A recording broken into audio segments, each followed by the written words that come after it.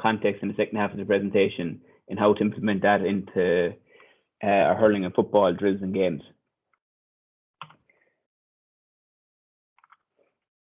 Second now.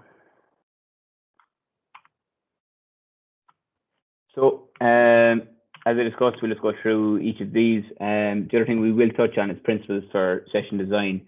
There will be some repeat material here that you've seen over the couple of weeks, because some of the areas cross over, and it's not that we want to rehash the same, I suppose, content, but it is important that that content is important and reiterated where relevant. Paul, as I said, will go through the game-related considerations for return to play, and I'll just go through the fitness ones to start with.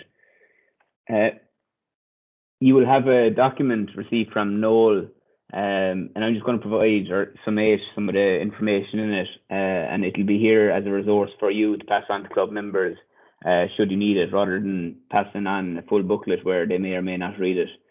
So as we know, next April 26th, positive training can return in positive 15, and that's inclusive of the coach. So what you must do before return to play, if you have taken online education module within the last 12 months, which most of you will have, you do not need to do it again. But if you haven't done the online education module on COVID, which is, you can find it in the link in Noel's email recently with the booklet from the GAA. What we must do every single night is completion of the health questionnaire. And again, that link is included in the attachment within Noel's email, and get each of your players to also do this prior to every session. So who is permitted to attend? Players and coaches, obviously. One parent or guardian per player. If there's more than one kid, 2 or 3 kids, it's still one parent or guardian per that family. We obviously try to encourage that the parents adhere to kind of the public guidelines. I suppose what we're all trying to do is avoid that one photo where our club or our county are shown in a negative light.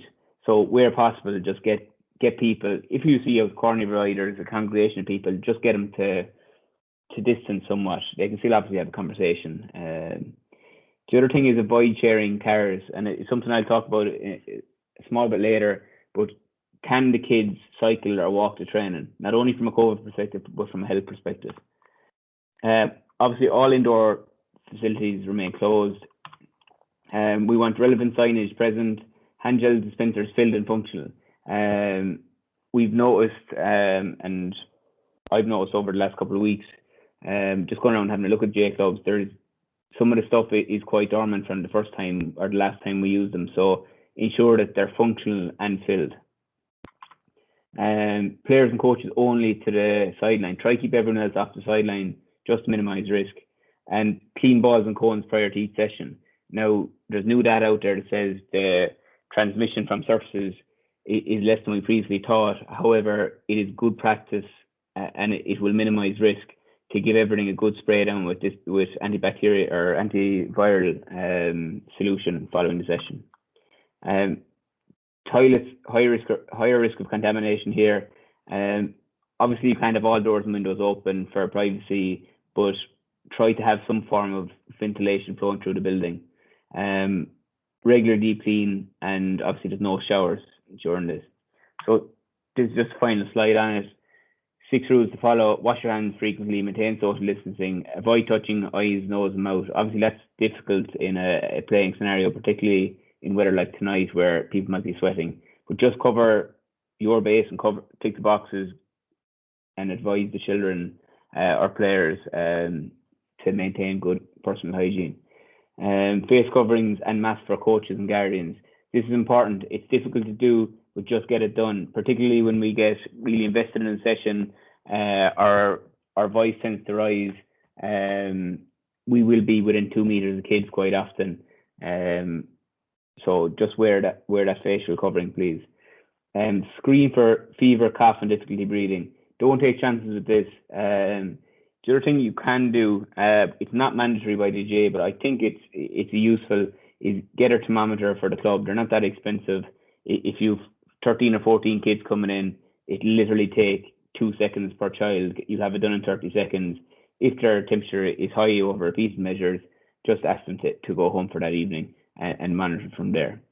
if someone is symptomatic, you advise them to go to the GP, rather than just saying you can't play tonight. Advise them to go, or sorry, not to go to the GP, but contact the GP over the phone.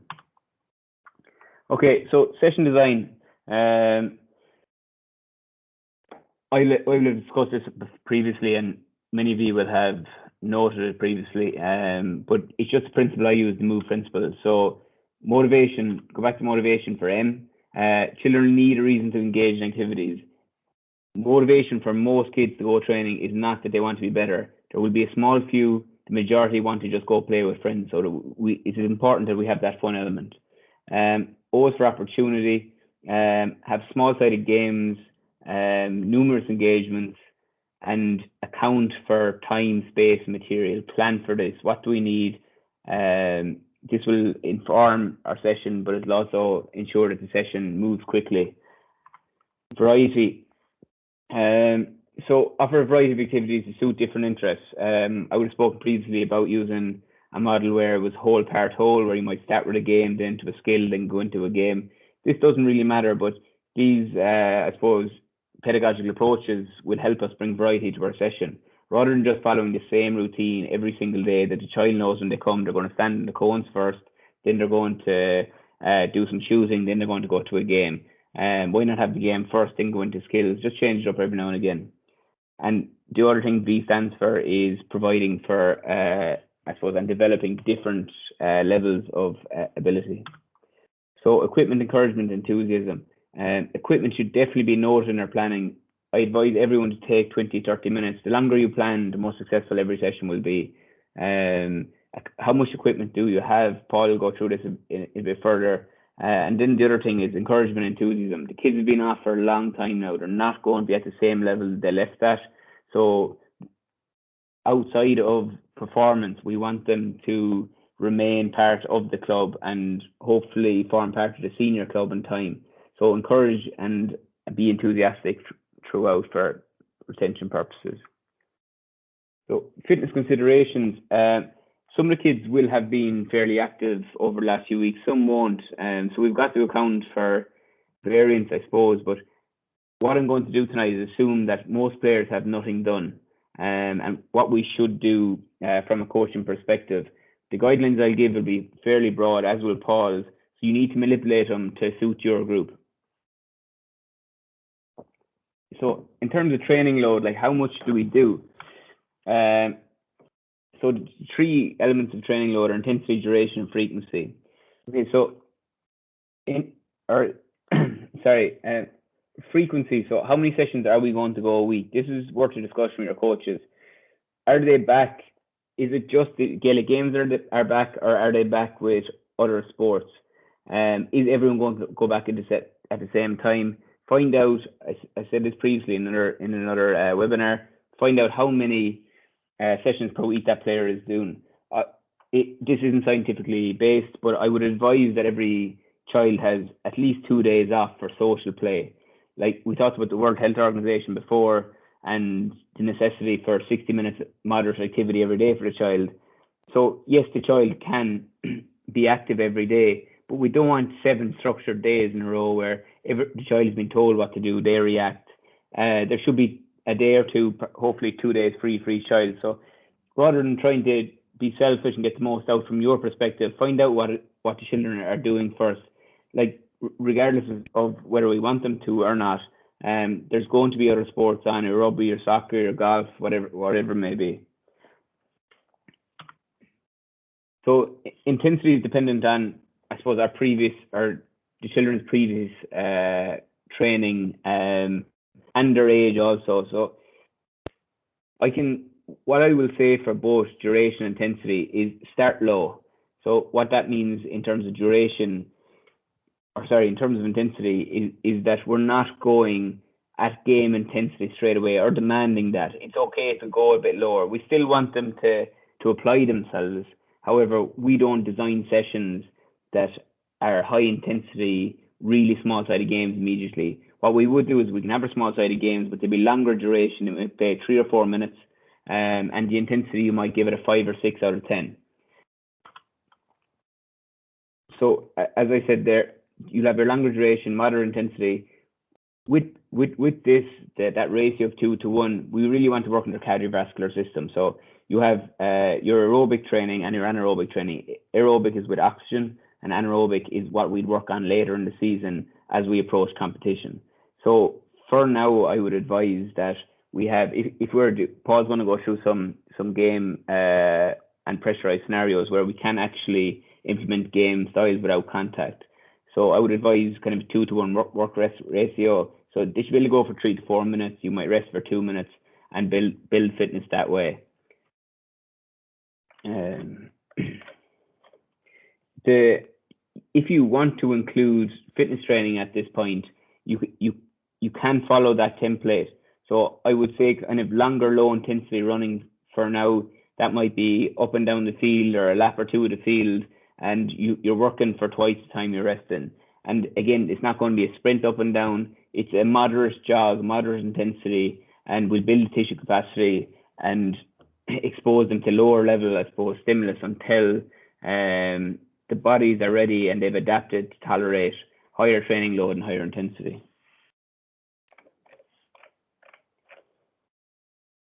The other thing that might be useful here, sorry, to just flick on to duration again, is record the session length and progress it a small bit each session. So I'll give an example here. I would say on the first night, you might not do more than an hour. It might be 50 minutes, it's 5 minutes an hour. Just record that you've done an hour. In week 2, you might increase that by 5 minutes. In week 3, you might increase that by another 5 minutes. And by the time week 6 comes, they may have built up to 70 or 90 minutes. But we want good content and good, I suppose, application in that. We're not just going time for time's sake. It's all dependent on your group. But essentially, we want to just prepare them for, I suppose, higher intensity and a longer duration than game time when that comes around.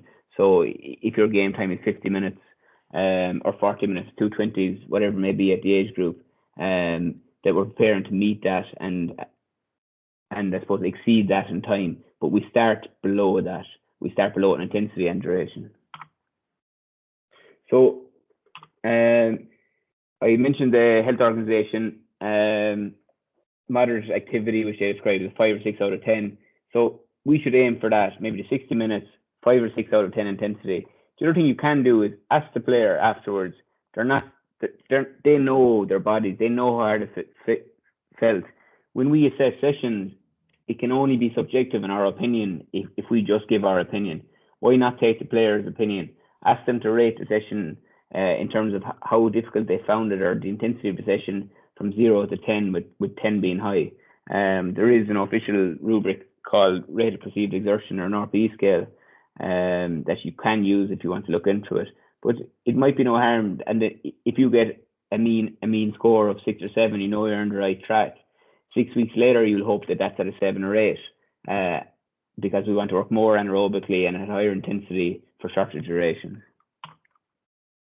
Again, it must be supported by lifestyle. So if a kid is coming to you, a boy or girl, 13 to 17, and they're playing Fortnite all night long with their friends, or FIFA, or whatever it may be, and they're getting 5 or 6 hours sleep, regardless of what you do in training, it's going to be inhibited.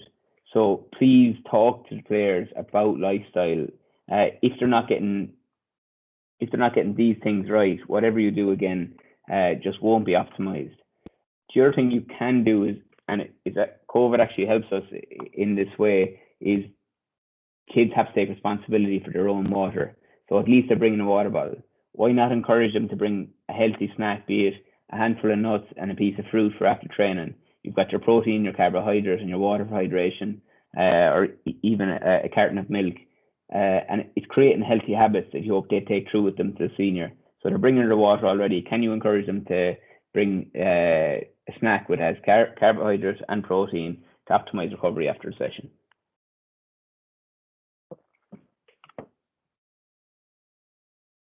So Paul is just going to go through the return to play now. Thanks, Mikey. I'll just take over there.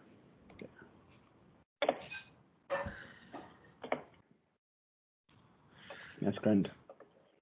Lovely. You might put it into big screen. That you might put it start slideshow there for me, please.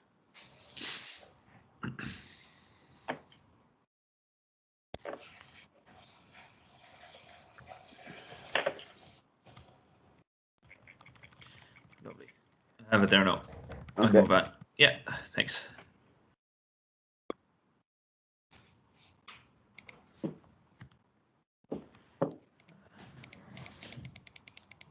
Sorry, folks, just 2 secs.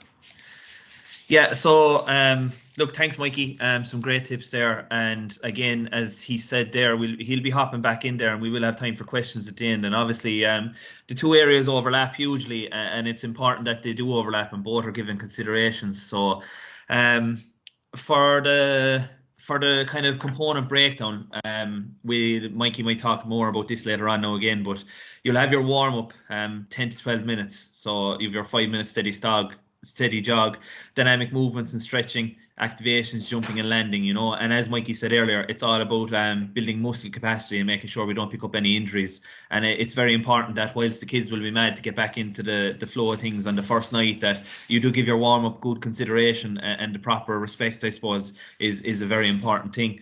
The last thing we want is a kid really excited to come back, and next thing, just out of pure kind of just carelessness, really, that they get hurt and they end up missing a long period of time again. How frustrating would that be?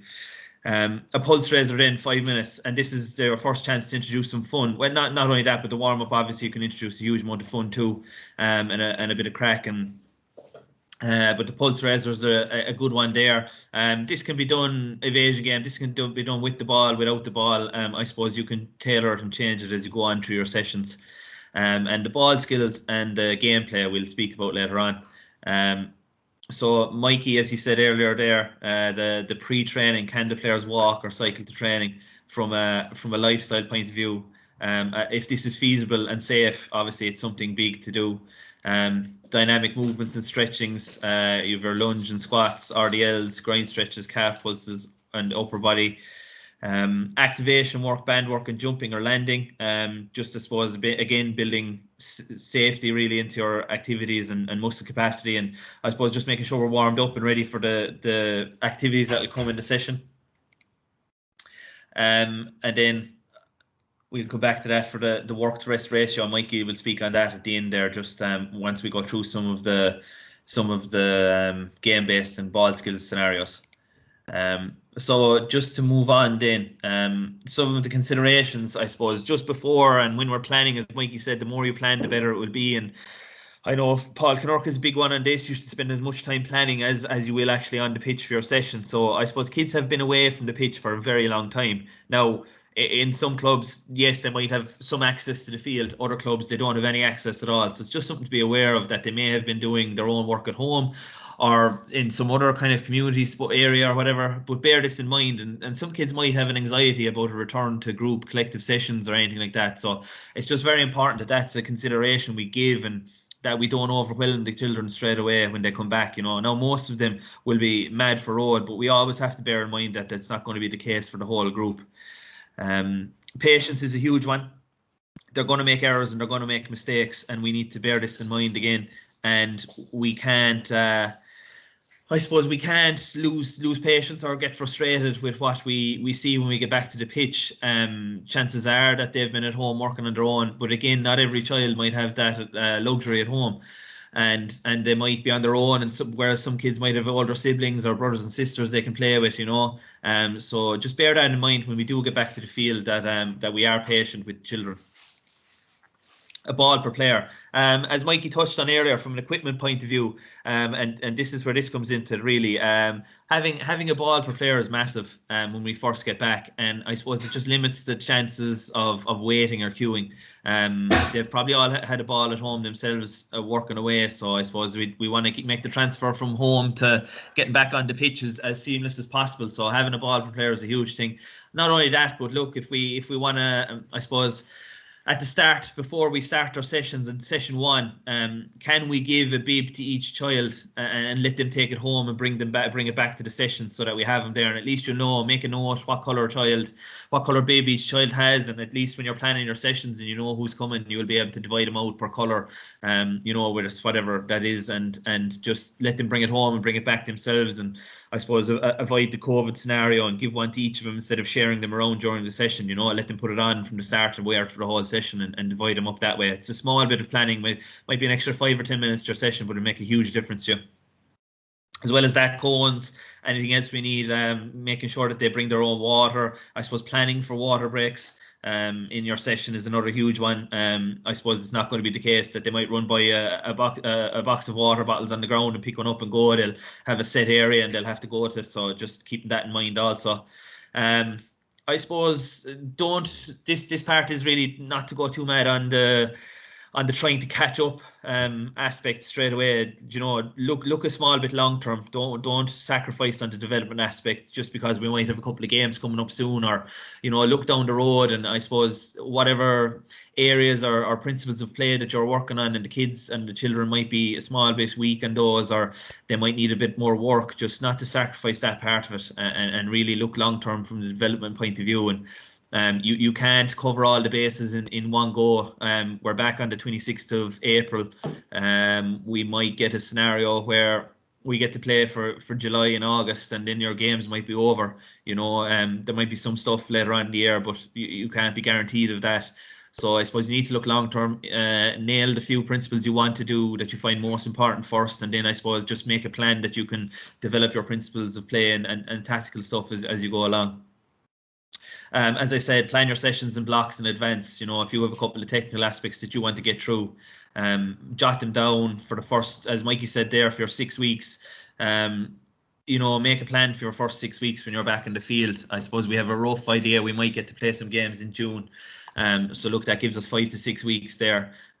So just plan those few weeks out, what you want to work on, but at the same time, leaving some leeway for things that might pop up in between that need some extra work. So as we speak later on, a mix of ball skills and games based, that's very important. I'll speak about that in a while, and I suppose it's just to start off, don't go straight onto the field for the full session. Give them a chance to show you what they've been working on at home. The children might have been at home against the wall and might have improved their skills off the wall massively. Give them a chance for the first session or two to show you how good they are, or how much they've improved, or their weaker side might be their strong side now, so or both sides are equal, so hopefully so let them show you that first. And I suppose just before considerations, I suppose non-contact does not mean no pressure. We can definitely plan on building in pressure to our scenarios and our games. A small bit of planning again, if we're doing, let's say we're doing a triangle game there, I've a little video on it later on. We're doing a triangle game with one in the middle. Well, make a triangle within a triangle and let the player in the middle stay within that, and at least in the players on the outside, keep them within Hurley's reach of the player in the middle, so we can work that way maybe perhaps. So it's just a small bit of planning and thinking ahead, and we can still put in pressure. And I suppose maybe the younger age groups is more applicable, but the older age groups, if you say shadowing or no contact to the players, they'll generally know what it is. So you can get through some stuff with that as well. For the first, I suppose, let's be realistic, we might be looking at 2 to 3 sessions worth of it, or 2 to 3 weeks worth of it, So just to move on. So the gameplay, just to break them down a bit, I suppose, both skills and the games based or match play kind of scenarios, just to break it down slightly. So for our skills components, some things to think about and plan for. The close skills, as I said earlier, keep at it. Let them show you what they've been working on. If you have a wall, use it. I suppose give them work on they might be working on the close skills at home with one person or with maybe a wall. So give them a chance to focus on the different kind of stimulus that will come at them from someone hitting the ball, or they might be working at home on tarmac or stones. Maybe they don't have a garden. Maybe their grass is long, or maybe it's a small patch of grass. So just out in the open field, of course, when we get there, it's going to be different. So just keep that in mind. And I suppose we're not saying for 1 minute to abandon the kind of close skills or technical work. So keep at that. As I say, give them a chance to show you what they've been working on, and use the wall. It's very important. I suppose let's not just go straight to the field. Obviously introduce it, but give them a chance in the wall to start, get their eye in, maybe the warm up and the small bit of skill work can be done in there, and we'll move to the field in. And as Mikey said, variety, change up the session and keep them going from place to place and on the move and interested. and as I said, balance getting to full on pitch sessions. From a game component, obviously pressure or shadowing or someone on the field beside them, or I suppose someone coming at them or sidestep and all that kind of stuff. They haven't been used to it, so introduce pressure slowly. As Mikey said earlier, as much as you have to reintroduce them from a physical aspect, I suppose from the skills aspect as well, you can't go in and expect them to be at 100% straight away. So I suppose from what level or what you're expecting from the kids, slowly introduce it and get back to that level that you're hoping for. And that can come with the gradual reintroduction of pressure into the scenarios that they're facing on the pitch. Overloads are a good way to this. Just, start off slow, 5v2, 6v2s even, and just have the two players in the middle cordoned off, as we said, so that they can interfere with the play or provide an opposition whilst in non-contact maybe at the start. And obviously then as we go along, we'll be able to remove those constraints and we'll be able to let them off to maybe doing some 5v3s where the three players can put some real high pressure on the kids. That's where applied skills come in, working on that kind of stuff in there. Really putting the skills under huge high pressure. As I said at the start, might be able to replicate that as much as we want, but as we go along, we'll be able to introduce it. But better to introduce them to it slowly anyway, rather than having all your sessions breaking down to start because you've tried to put the pressure level too high, for the kids. And as we said, they mightn't have been had any introduction to that over the last while, especially. Game sense and field position. So obviously, as we said, technically some kids might be inside in the field somewhere. There might be a community pitch, which is great, but some kids won't. So just reintroduce them to their sense of positioning on the field and field positions, and I suppose shooting and running at angles and shooting at the goals and stuff like that. And I have a patch in there about free play later on. There's no harm when we get onto the field first, just introducing 5 minutes of just free play where they get to do whatever they want. Freeze, sidelines, shooting over their shoulder, shooting on the sideline, whatever. Give them a chance to express themselves and give them a chance to work on the field, whereas they haven't been able to do that for a while. And then I have scenarios put in here. And what I mean by this is, expose them slowly to maybe like a halfback facing a puck out. Let's plan some time into our sessions for halfbacks. Just they could be standing on their own, maybe down where the halfbacks be and the goalie's pucking the ball along, and maybe they just have to go up and bat or bring it to that ground. So just slowly exposing them to the scenarios they'll face for their positions in the field again. At the same time, you could have a midfielder feeding balls into a full forward line, they're making runs. You could have a half forward running off their shoulder for third man runs, and again with a small bit of planning, you could have the backs and the forwards working at the same time in those scenarios on the field and getting reintroduced to the pitch based kind of stuff again. And instead of just throwing them straight into a challenge game straight away and hoping that they'll be up to scratch, reintroduce them slowly to everything. Is the kind of key word here, physical as well as technical and tactical and all that kind of stuff. And you could do this before the session. You could have this planned out, and if you introduce it in week 1, they'll be able to keep it going themselves, and for if they're there sessions at 7, if they're rocking onto the field at 20 to, well then have them divided out or plan it that the midfielders work with the full forward line, the halfbacks face the puck out, and then they deliver to half forward, put over the bar, and the full back line are working on balls being delivered in high, and getting to ground or working with the keeper or whatever. So just a small bit of planning again, and that can pay huge dividends for you down the line. So then some sample session ideas, just some things to think about. As we said, a ball per player and use the wall. So maybe for your warm up after you do your physical part, maybe split them into 3 or 4 groups and have them with a ball off the wall, and you could have them work at different parts of the wall or different skills. First touch in one section, hand pass, head high strike or kick in one section, high catch in another section, and just get them to rotate around maybe two rotations for a minute on and 30 seconds off. And there's your technical work covered straight away, and they're still using the wall and they're comfortable and you've reintroduced them. But at the same time with people around them, and a different stimulus at the same time. So that's just something you might think of, like a bit of a station kind of a section, or kind of a Tabata kind of a thing inside the wall, but with your skills and with your balls included. on the field in, from a skills component, use squares, use triangles, focus on a lot of touches, try and have every player active, you know, don't have them waiting in queues or lines. You can mimic that in squares or triangles and have one person working really intensely in the middle. Mikey'll touch on a small bit on the kind of, as he said earlier, the work to rest ratio as well. So look, if they're working for 30 seconds, let them off for 15 seconds or whatever it is, you know. So 2-to-1, as he said earlier. As I say, keep all the players active. And long striking and kicking. Look, focusing on this, you know, so again, build in some time for just some free play, striking long across the field, you know, maybe get them to try and keep the ball off the ground, striking from sideline to sideline, stuff like that, you know, focusing on high balls that they deal with it coming out of the sky, focusing on head high strikes, maybe get them to try and, you know, zip that ball across the field, you know, like a real ball to hand as well. And you know, start close as you feel is necessary, and build it out. Maybe try to get sideline to sideline by session 3 or 4 even. Just focusing on that, because again, look, they might be working off a wall, or they might not have had a chance to do any long striking during the lockdown. From a gameplay point of view, as I said, free play, allow time on the pitch for point scoring, free sidelines, goal scoring. Put a keeper in goal, let the full forward line have a chance of scoring goals. Let the lads out the field, the free takers, sideline cutters, let them have a chance to do that. Let the lads scoring points, or even let the backs up score a few points. No harm in that either. Every so often, give them a bit of a feel for coming up the field, and they don't get nosebleeds when they do it in a match. Then. So use of overloads, as I said, and applied skills at the start to bridge the non-contact gap. So I have examples of those in the next slide.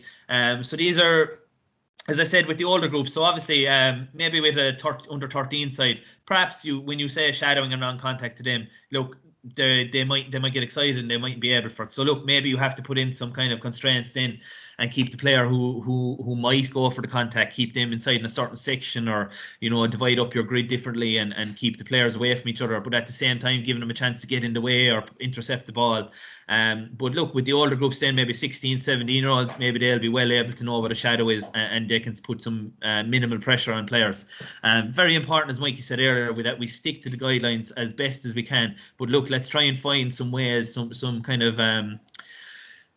of ways around it, you know, and think outside the box as to what we'll do. You know, if the session set is non-contact and they're the guidelines, fine, perfect. But let's don't accept then that we have to be queuing up or lining up, or we can only do shooting tonight. There's loads of stuff we can do if we just put our minds to it.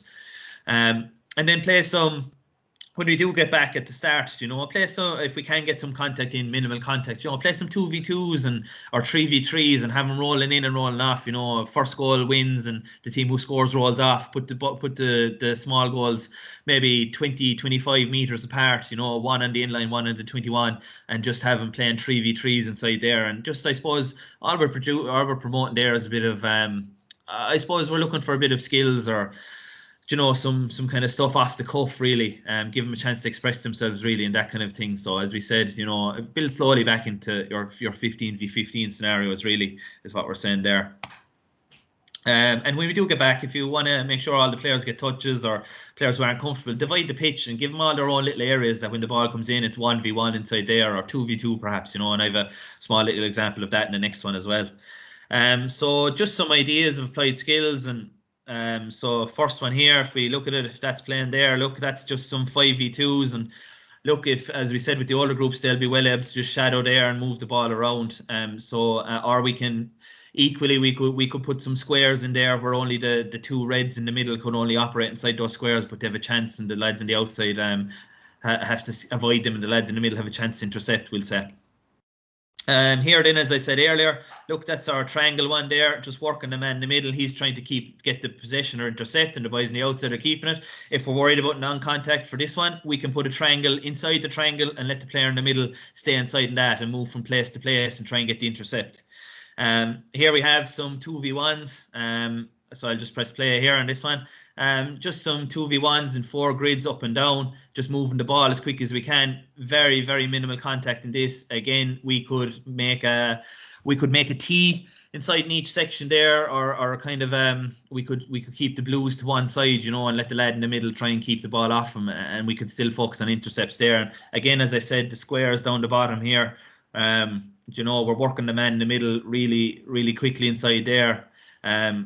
and as Mikey said, we might let him in for 30 seconds and let him out then to rest, and the next man is in, and rotate around. And the boys on the outside equally aren't queuing up. They all have a ball in their hand. They're all on their toes. You might let the lad in the middle dictate where he goes for the ball, so the lads on the outside are keep thinking the whole time. So as I said here, this is just, look, in here now, we have only 1v1 in each section when we do go back in the field. So this is something we could think about and look down the end. Then we full backs and full forward. So thinking outside the box, and obviously this might be one when we get back to a bit of contact. But look, there's minimal contact involved in this as well, and everyone has their own area and might get touches of the ball as opposed to a full game where some fellas might be left out. And as Mikey said earlier, there, I suppose just your whole part whole. Look, we've spoken about the warm up and the pulse raiser there, 10 to 15 minutes and 5 minutes for that. And as Mikey said earlier, look, go into the match then, give them a chance. You might even surprise them by this and they might be delighted with it. And then go to some skills work after that. Maybe the applied skills, whatever you could put in there, but easily some isolated skills as well. Back into match for 5 minutes again. As we said earlier, if you haven't bibbed at the start and they know their team's perfect, again, a small bit of organisation.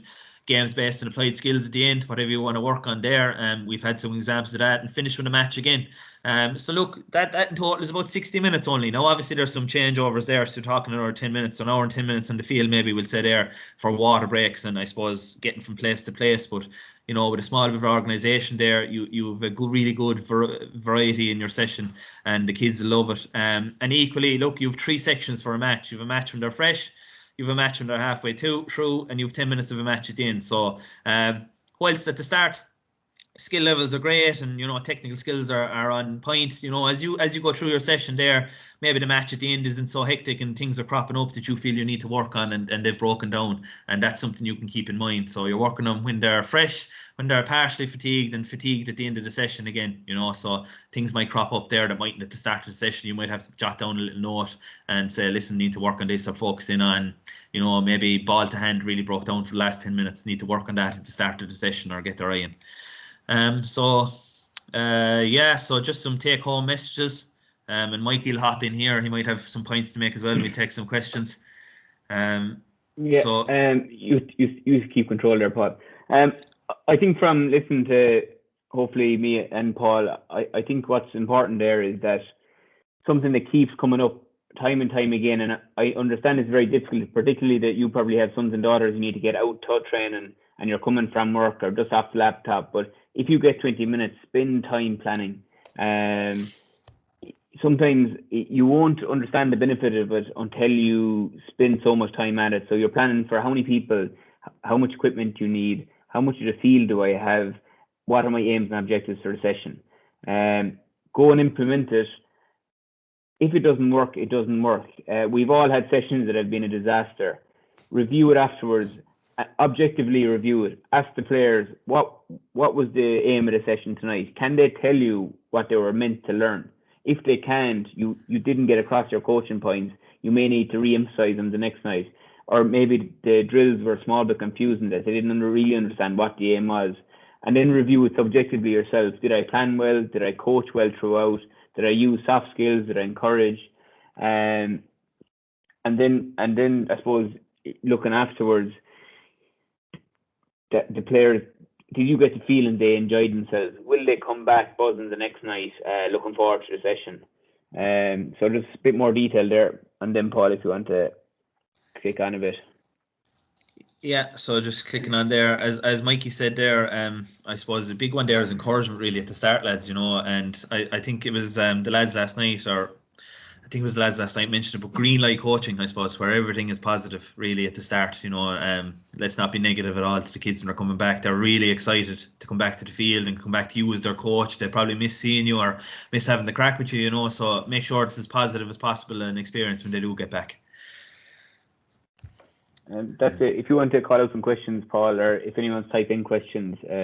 Yeah, folks, as we said, we'll take a few questions there to finish off. So if you want to throw them in the box or raise your hand or something and put it in the box, whatever it is, and we'll try and get through them.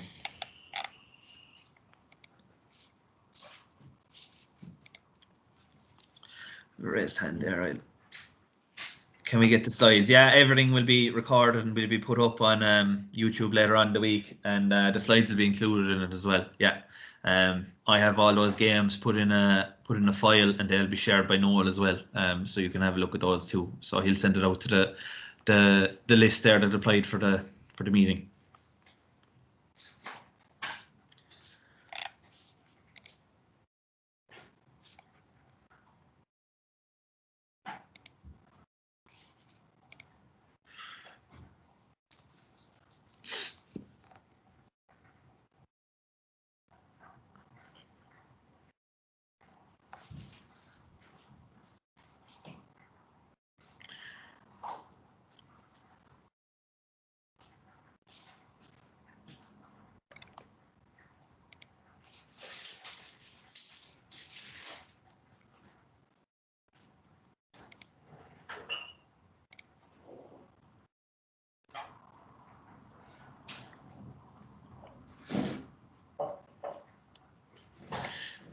Just Padraig there, I suppose there's just a question about good resources. To be fair, the GA, the learning portal there is really good for some sample sessions, and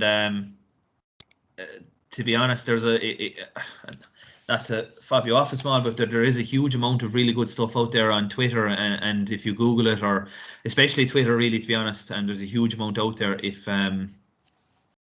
there's a huge amount out there to look up and to follow, and I know that there's might put together some kind of resource for some people to follow on Twitter even, and we'll add it into one of the files that are coming out to you. But there's loads of stuff out there, and the best one really is the learning portal there. If you go on and look at it, you'll find them there. And there's a list of links as well, lads, on the two presentations, or the couple of presentations over the weeks. Definitely on the two I did on fundamental movement skills and return to play. I've a slide with links to resources on both. Yeah, Brendan there says the e-learning course. I think you touched on that maybe at the start, Mikey, about that if you have it done the last 12 months, you don't have to do it again. So, so just make sure you, when it runs out, 12 months will probably come up during your spell. So just redo it at the 12-month mark again. Yeah.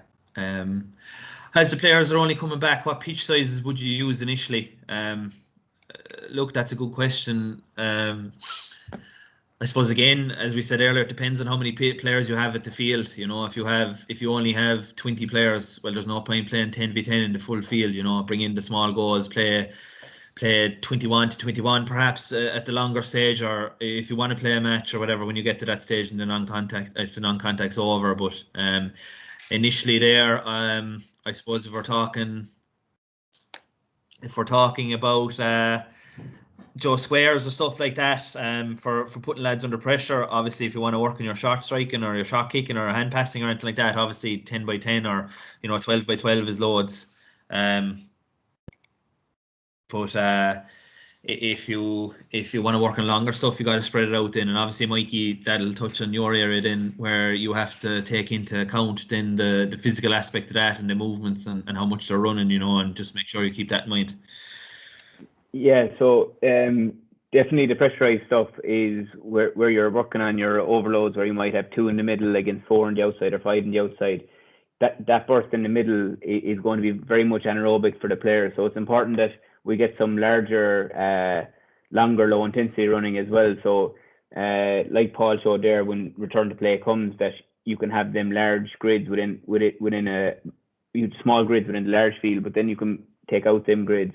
The other thing you can do is, like you said, like Paul said there at the start, where you have your half backs feeding your corner forwards. They might throw over a ball and you might switch position with the half back, so they're getting a long, kind of a lower intensity running. Definitely longer, slower running at the start and build it in. But having components there with your skills under pressure is important from a skill development point of view. In essence, while fitness is important, we want to get them back, get their skills developing. That is probably first and foremost from with I suppose a longer viewpoint in mind. Couple more there. Tom O'Connor, no. The answer to that is very quick. No, at the start you can't play a match in training. And I suppose, to be honest, you don't want to bring that on yourself either. Let's follow the guidelines. Let's think of different ways of doing it. introduce a bit of fun, penalty competitions, at the end of the thing, to let them go home with a good feeling, or a bit of crack that way. Maybe that's something to do. But everyone likes to go home after a bit of a game feeling great after running around the field and scoring a goal. But give them a chance to do it elsewhere, and just wait for the guidelines to come. It might be only 2 to 3 weeks, and then we'll be back at it. But just bear with it, and as we said earlier, don't be the club or the county who gets caught out, and lets the whole side down, really. So yeah, one in there, size 4s for under 15s. Yeah, that's going to be sent out, and footballs as well. So that information will be sent out by Borden and Og. We'll take 2 more there, Paul. Yeah. If you want to take the one from Declan Quinn, and then I'll take the one from John Paul Along. Yeah, perfect. So Declan, just to touch on your one, I think of different ways of getting him to cool his jets. Maybe he's really, really good at one skill, or maybe he's a really good goal scorer, point scorer, stuff like that. So and his striking is crisp and everything. But get him to work. Tell him he can only, if he's right-sided, tell him he can only use his left side for the session. If you're playing a game and he's scoring the whole time, when you get to that stage, tell him he's only allowed hand pass. He can only set up scores for the session. I think of different ways of coming up with it. I heard a great one there one time, where if a fella is always using one side, tie a sponge or something to one side of his hurley in the match or something, so he can't use that side. I've heard of that done. So just think of different ways of challenging. You need to challenge him as much as you need to challenge the other people in the session. So you need to think, how can I challenge the best player as well as the player who needs a bit more work?